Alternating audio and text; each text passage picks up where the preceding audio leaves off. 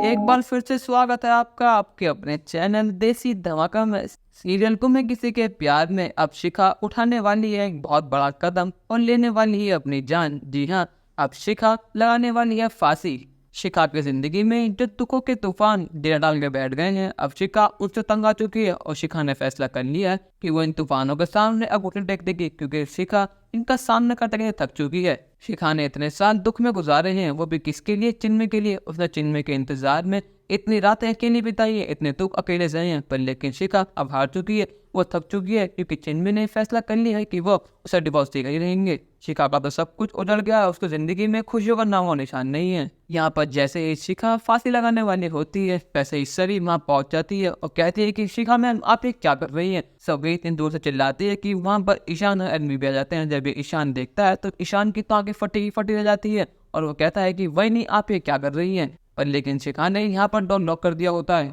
ईशान कहता है कि वही नहीं आप ऐसा नहीं कर सकती, आपको वहाँ साथ रहना होगा, आप ये बहुत बड़ा गलत फैसला ले जा रही है, वही नहीं आपको रुकना होगा।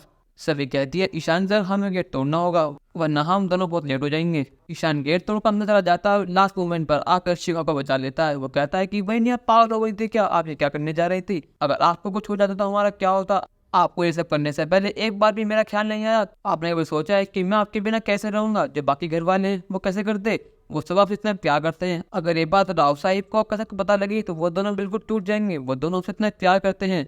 शिखा रोते हुए कहती है कि ईशान और मैं क्या करते, मेरी जिंदगी पूरी खराब हो चुकी है, मेरा घर मेरे रिश्ते सब उजड़ चुके हैं, अब मेरे पास जीने की कोई वजह नहीं बची है, मेरी जिंदगी में चारों तरफ दुखी दुख हैं। मैं इतने साल से इस आस में थी कि चिन्मय घर आएंगे और मैं उनसे प्यार से बात करूंगी, पर लेकिन चिन्मय आते ही ये फैसला करके मुझे डिवोर्स देंगे, वो बिना किसी रीजन के। आखिर में इतनी बुरी हो क्या, मैंने उससे इतना प्यार करा पर लेकिन चिन्मय ने मेरे प्यार को कभी समझा ही नहीं, वो मुझे भाव तक नहीं देते, वो मुझसे प्यार से बात तक नहीं करते। उनकी नाराजगी राव साहिब और अक्का साहिब से है ना, तो मुझसे क्या नाराजगी, मैं उनकी पत्नी हूँ, पर लेकिन वो मेरी बात सुनते ही नहीं है। अब तुम बताओ ईशान, मैं जीऊँ तो किसके लिए जीऊँ? जिनको मैंने अपना सब कुछ माना था अब वही मुझे इग्नोर कर रहे हैं, वो मुझे अपना कुछ नहीं मानते, मेरी जिंदगी पूरी खराब हो चुकी है। सभी कहती है कि शिखा मैम ऐसा कुछ भी नहीं है, आपकी जिंदगी अभी बहुत आगे तक है, मैं आपसे वादा करती हूँ कि चिन्मय दादा और मैं आपको एक करा कर रहूंगी, क्योंकि अब मैं समझ चुकी हूँ कि चिन्मय दादा बिल्कुल भी बुरे नहीं हैं, वो दिल के बिल्कुल साफ हैं। मैं मानती हूँ वह जो कुछ भी हुआ गलत हुआ, पर लेकिन अब मैं ये नहीं पता कि आखिर में उनके साथ हुआ क्या था और क्यों हुआ।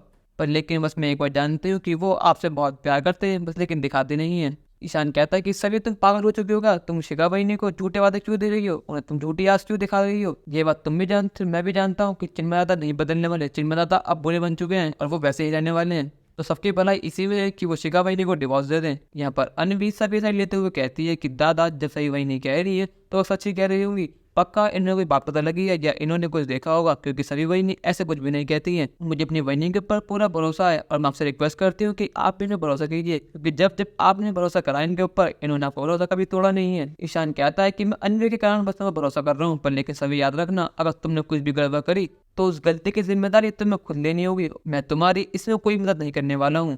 यहाँ पर ईशान ने सारे भरोसा कर लिया है, पर लेकिन क्या सभी अपना प्रॉमिस नहीं आ पाएगी, क्या वो चिन्मय दादा और शिखा बहिनी को एक करा पाएगी या नहीं? अपनी राय हमें कमेंट करके जरूर बताइएगा और चैनल को नहीं कर सब्सक्राइब तो कर लीजिए। धन्यवाद।